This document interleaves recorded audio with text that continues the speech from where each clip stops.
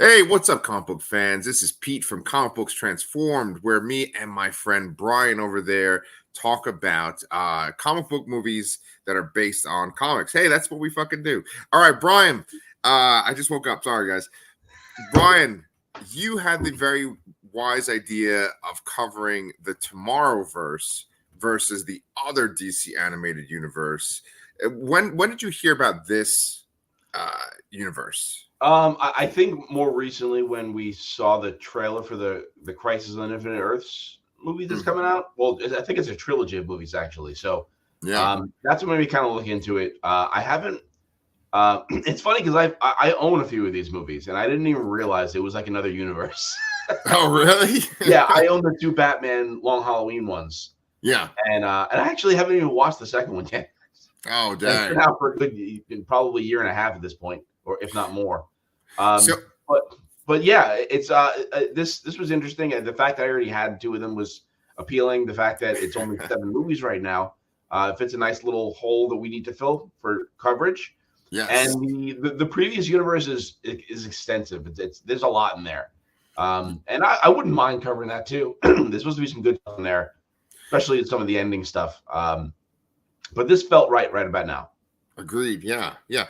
You said that you own two of them and then you haven't watched one of them. What does like owning a movie like this in these days mean? Like you just bought it Oh online? no, I actually have a DVD of it. It's probably one of the last DVDs I've actually purchased. Oh, wow. Okay. I don't. Okay. I have this whole. It's funny. I have all these shelves of all these things, and I never touch them. If it's not streaming, I don't watch it. Basically, so Yeah. I have this whole shelf of CDs, and then I have this whole just 2 shelves of like movies and TV shows, and we never touch them. Like I probably should just get rid of them at this point. So when the time comes, like if you're gonna watch Long Halloween with me, are you just gonna pop it in your PlayStation? Like how does that work? Maybe. Okay. Gotcha. Yeah, the cool thing about the Tomorrowverse is that it's all streaming on HBO Max. I know that like I saw an article like on Yahoo or something where they're like, hey, they're removing all these superhero movies from HBO Max or Max, whatever the fuck they call it now. And it turns out it's like one movie from the other universe that you just mentioned, and then it's a whole bunch of like DC superhero girls, Lego DC. Did you see that article too? Yes, I did. Okay. I had that same panic because we had just decided to watch these. I'm like, oh shit. Right. I think one of the movies though is that Wonder Woman Bloodlines movie, right? Yeah, I'm guessing it has something to do with Wonder Woman and rights to Wonder Woman, or they're going to package that to some other streaming service. Yes. Okay. So Yeah.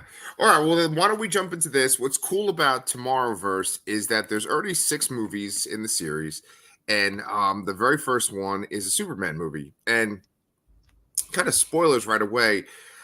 I think it's really interesting because it always seems like they can't get the Superman movie exactly right in the modern age, and I think that this comes pretty close. What about you? What do you think overall? this really surprised me, honestly. It's a really good Superman tale. I think it gets kind of the core of what Superman is.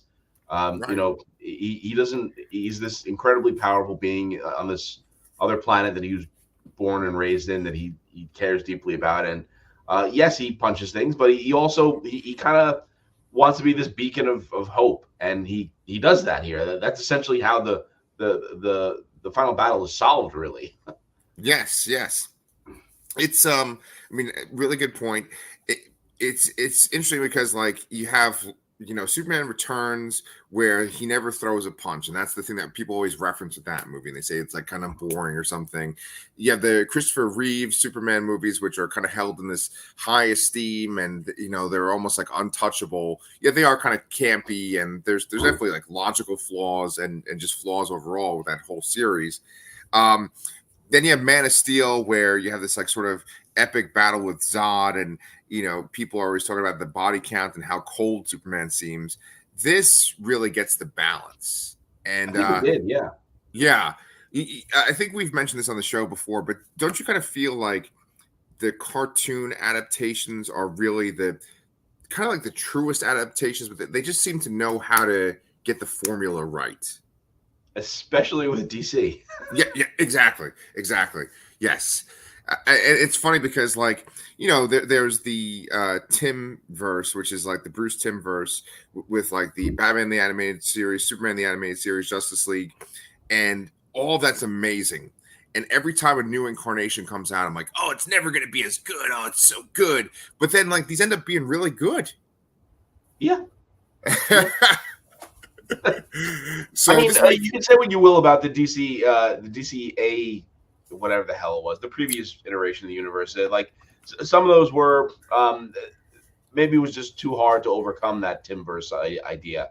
But it was for what I did see. I mean, it was fine enough. I don't think anything I saw was bad. But I have like a good feeling about this version. I don't know. Yeah. Do you think that if they made a almost like 1-to-1 adaptation of this movie into a live action movie, would this be good then? Yes, absolutely. Okay. You know, and it's funny because I want to transition into voice cast now, but I actually thought that Lobo, who's in this movie, was voiced by Jason Momoa at one point. He does sound very Momoa-like, but no, it's Ryan Hurst from oh my god, I forgot the name. Sons of Anarchy. Sons of Anarchy is Opie. Yeah.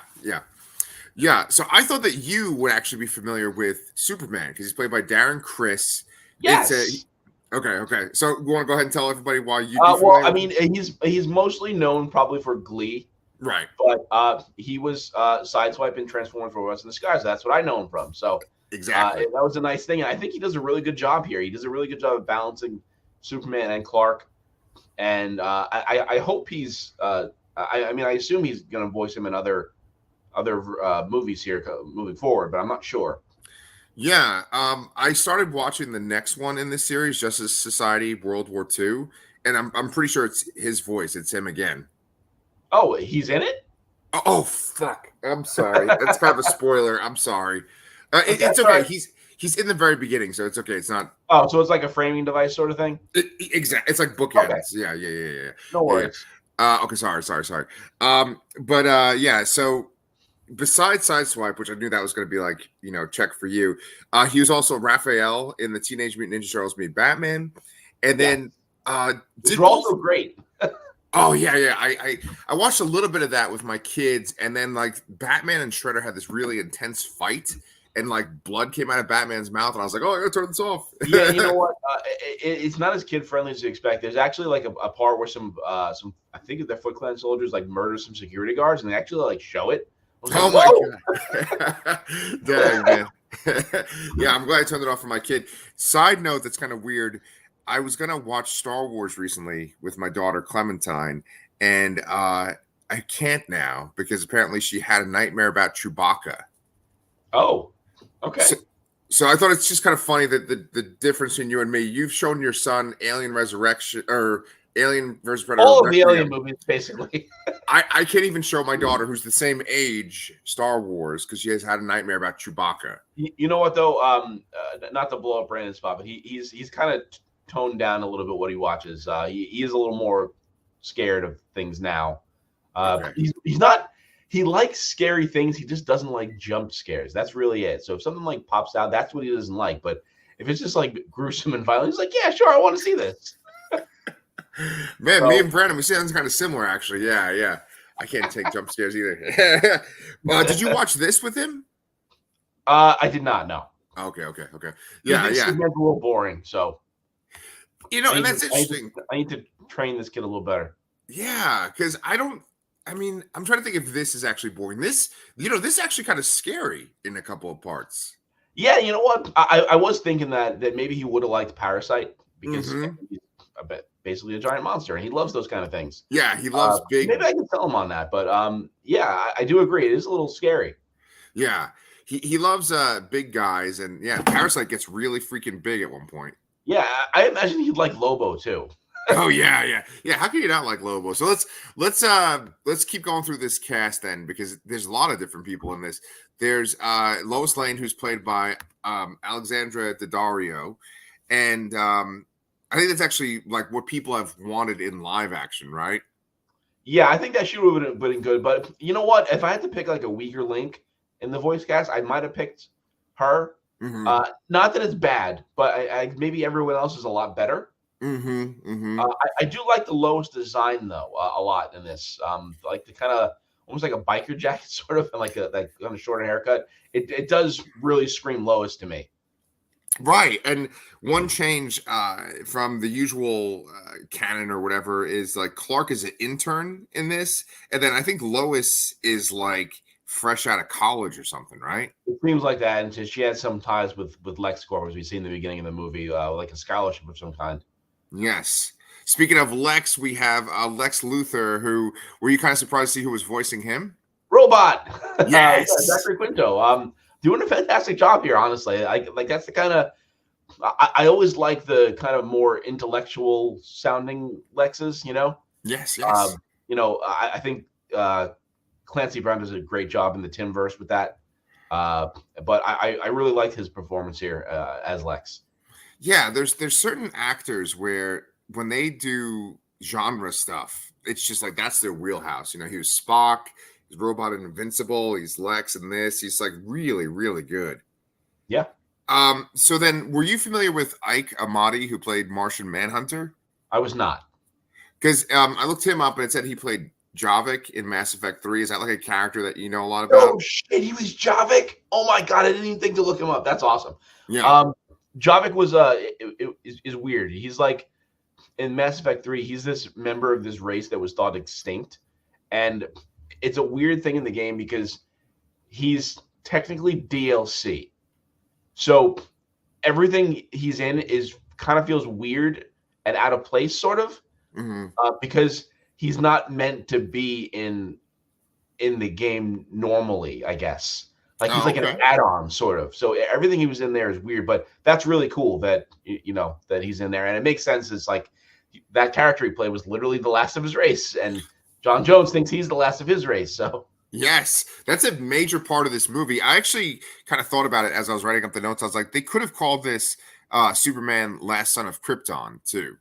yeah, no, the whole the space alien kind of thing is really interesting here. An interesting way to present Superman off the bat, because it's sort of an origin story, but not really. Yeah. It's a little bit later on because we're not really seeing much of Smallville or anything like that. So it was a nice choice. It was a little bit of change of pace. It was nice. Yeah, they really played up the like last of their kind, like because they said it for Martian Manhunter, they said it for Lobo, they said it for Superman, which is all true at some point in comics history. They all kind of consider themselves the last of their kind. And it's interesting about Martian Manhunter too, and casting. I don't even know Ike Amati's back, like if he's American or if he's from another country or whatever. But just the fact that John Jones appears African American in the show or the movie, that's really interesting to me because that's a character that essentially they've race swapped, but I feel like it's so right that he's like that, like because in Man of Steel the Snyder cut of Justice League, they have the guy that plays that general. Yes, he's Martian Manhunter and he's African American. Well, even going back to Timverse, Carl Lumbly even John was African American in that, so I believe the few times we do see him, there's not John. So right, there's certain times where like because of the voice acting or the portrayal in a movie, it's like that sort of becomes a part of the character. And Carl Lumbly does such a fantastic job as Martian Manhunter in that original cartoon. Yeah, totally, and that was really like the best introduction of that character that I had. I mean, like I had definitely seen him in Justice League comics, but like I didn't think twice about him. Like that show made me think twice about the character, Yeah, and he's sort of evolved since then too, right? Because in the cartoon, he's got much more of like an angular face and a smaller face. When we were kids and like he had the Death of Superman comic and stuff like that. I mean, he wasn't even in Death of Superman. He's not even himself. He's another guy called like Blood Rain or something. But Martian Manhunter, up until like I don't know the kind of the time of the Timverse, he had this like kind of pudgy face and like a dome kind of head. And like if you looked at him like in his green form, he just kind of looked like a white guy spray painted green, almost like a cone head. Right, like a chunky white wrestler. No, his head wasn't even that conish. It was like a dome. Oh yeah. I yes, you're right. Yeah. You know, like I always think of Alex Ross, and Alex Ross has regular people model for him so he can paint them, and I'm guaranteed he's got some chunky white dude being his Martian Manhunter. So sorry, whoever posed for Martian Manhunter. I'm a chunky white dude too, so it's all good. We're hot, you know. But let's keep talking about the behind the scenes real quick. So Brett Dalton, did you recognize that name? That's yeah, it's just a Shield. Yeah. Yeah. Did you like that show? I did. I watched. I didn't watch it all the way through. I think I watched it, and then there was some hiatus, and I never went back to it. Like I was up to the season with man, I don't remember. No, we didn't get to Ghost Rider yet, but there was some character shows up that was like, oh, maybe it was Deathlock. That's where I was kind of up to. Yeah, Deathlock's in that show. Yeah. Oh my god! Well, it was like an existing character that normally isn't Deathlock, and they made him into Deathlock, Yes. right? Yes. Yeah. Okay. Yeah, I actually did see that. They did a lot of stuff with Inhumans at the part I was up to. Yeah, the Inhuman stuff was there too, and honestly, too, that was one of the better twists I've seen in a TV show. Yeah, with his character. So, yeah, right, exactly. Like his Grant Ward character kind of became like the big bad of the show at one point. Yeah, and just the timing with that, it's almost a shame that doesn't count in the MCU anymore. But the timing with him changing sides and Hydra and Winter Soldier and all that, it's just really great. Yeah, I totally agree. Yeah, and I wish it was part of the MCU as well. Maybe we'll see some kind of reference in like one of these multiverse movies. Maybe. All right, so finally, last but not least, behind the scenes, the guy that wrote this movie, his name's Tim Sheridan. He wrote those Batman: The Long Halloween Part 1 and Part 2 that you own. But he also worked on Masters of the Universe Revelation, and he worked on The Death and Return of Superman.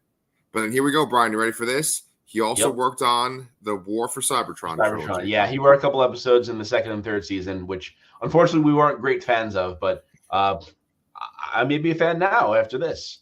Yeah. I mean, this guy clearly, they're like, okay, they know he is into comic book stuff, the kind of star action figure stuff too. And I thought he did a great job with this. Yeah. The director was Chris Palmer. He also directed that Batman Long Halloween that you own. And then he directed a whole bunch of other things. But one of the other things was Voltron Legendary Defender, which we've been talking a lot about lately because of Invincible and Stephen Yeun. Yes. So now that we've kind of covered all the behind the scenes stuff, I just wanted you to tell me kind of what did you like specifically about this that's different from other Superman adaptations? I'm not sure I could say it's totally different. I think you said before it's the balance of it. It's the balance of that that idealistic symbol that Superman is, and him, having actual battles to where he has to overcome something. And I think that's really what it is. That's what's well done here is that they get the balance of the character right. Yeah, I totally agree. It's he's like not this kind of cold, ruthless alien. He's not this like angry guy. And then it's not like really cheesy either. It's very serious for a cartoon. Yeah.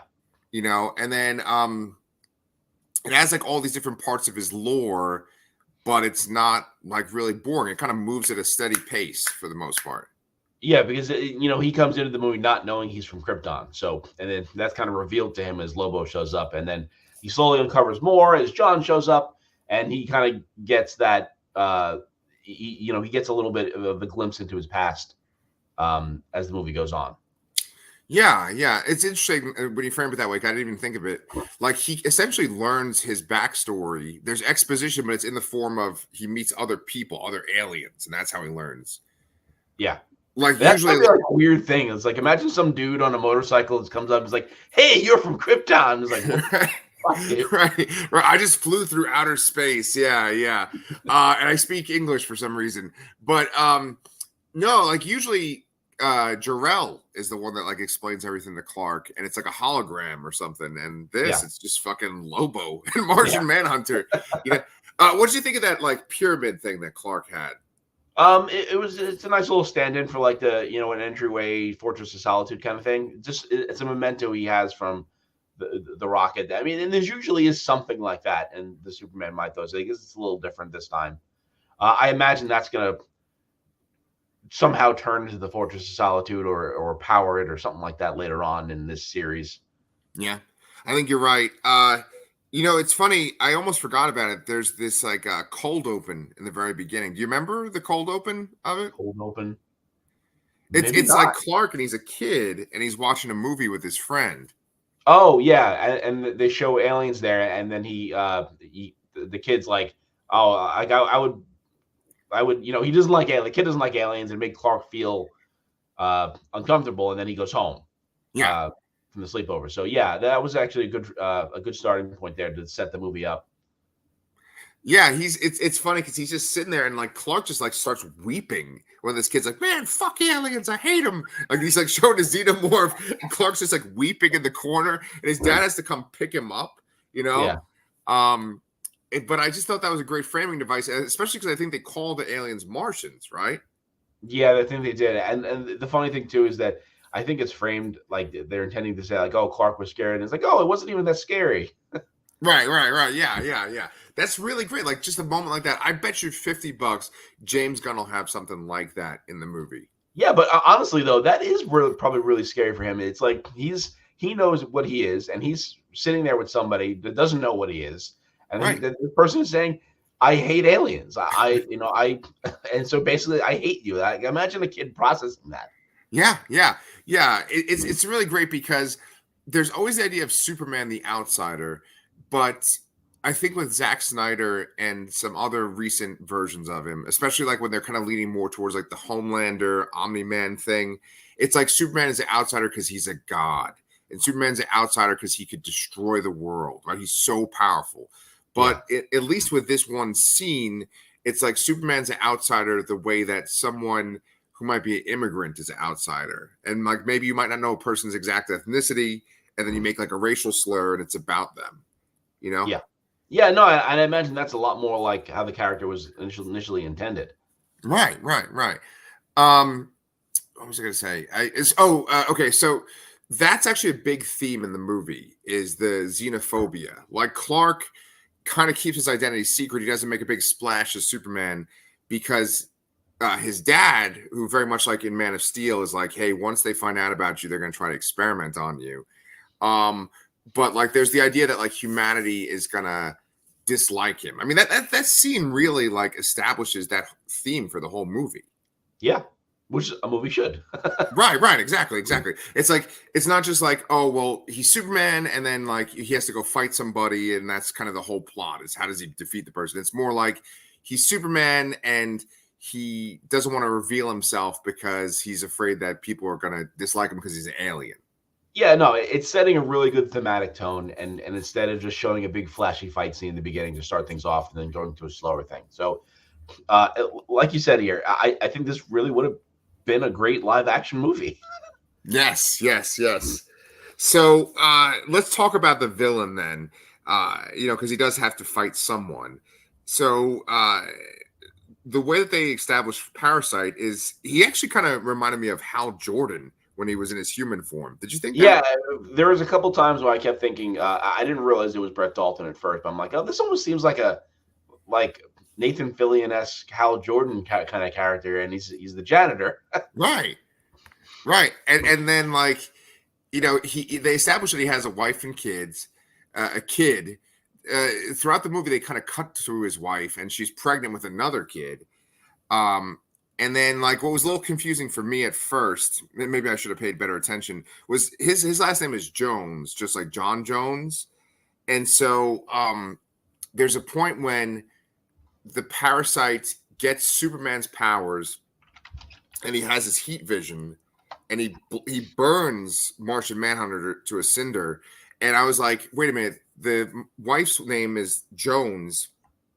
Did he like have a kid with a woman, and like is the baby gonna be Ms. Martian?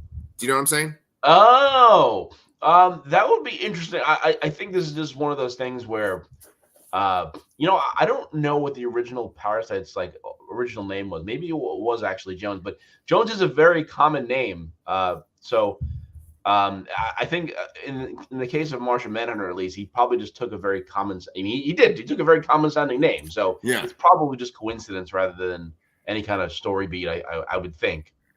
Well, I mean, that's the funniest shit about like Golden Age characters or Silver Age characters is that like he's John Jones. That's his like literally his fucking Martian name. It's just spelled differently, you know. Yeah. It's got extra J's in it or whatever, or like an apostrophe.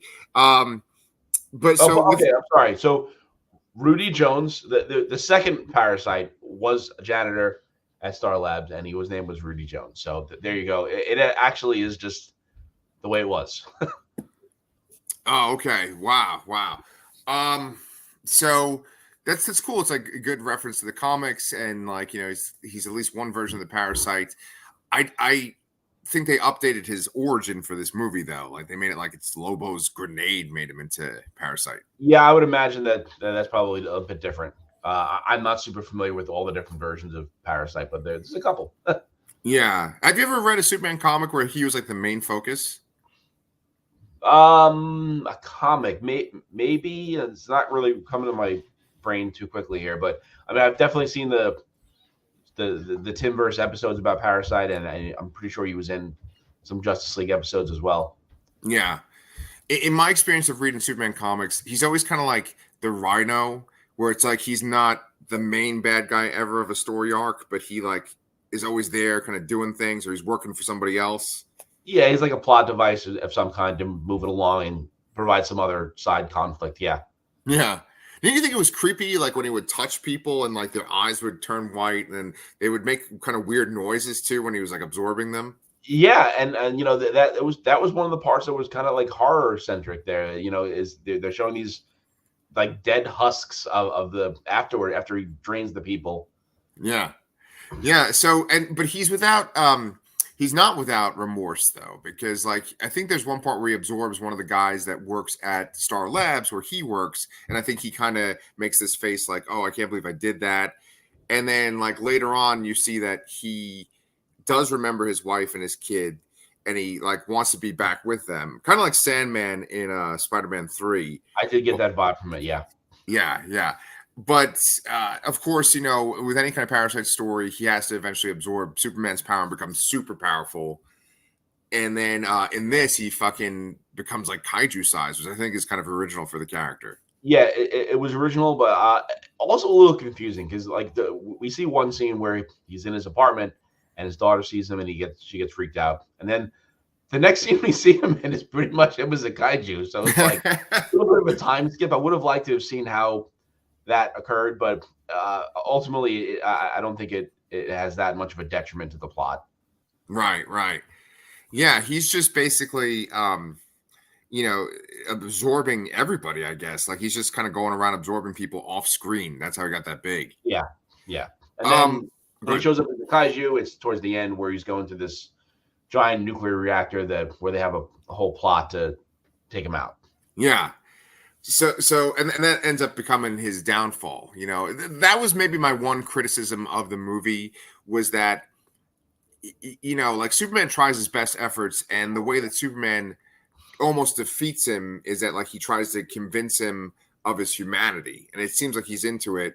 But then ultimately, what stops Parasite is he like absorbs this reactor that was going to explode. So it's kind of like coincidence that like, okay, the reactor's gonna blow up, that's the way we get rid of them. I think he made a choice. Like I think to me in this, I will say that this was a little confusing. I actually went back and rewatched it because I think I missed it the first time. Okay. But Superman gives the speech, and it's almost weird because Parasite's just kind of standing there watching, and it's people on a bridge and Parasite on the other side in the water, and he just kind of stops and he gives this really hopeful speech and inspiring speech. And then Parasite sees this woman and child that he kind of looks at, and it's not his wife and child, but he sees them, superimposed over them, thinking like, oh, that's just like my wife and daughter. And I think, that reactor was going to explode because it got damaged prior in the battle, and he actually makes the choice to go absorb it to stop it from exploding. So I don't think it was a coincidence he was just going to eat it for more power. I think he actually knew what he was doing there. Right. I completely agree with you that like it's intentional and he's essentially trying to save the day. I was saying that like just having that, oh, the reactor's going to go critical. It's kind of a way to like neatly tie it up where it's like, okay, he's Yeah. going to sacrifice himself versus like maybe getting imprisoned or something. But no, I really like Clark's speech actually that he gives him at the end too. Yeah.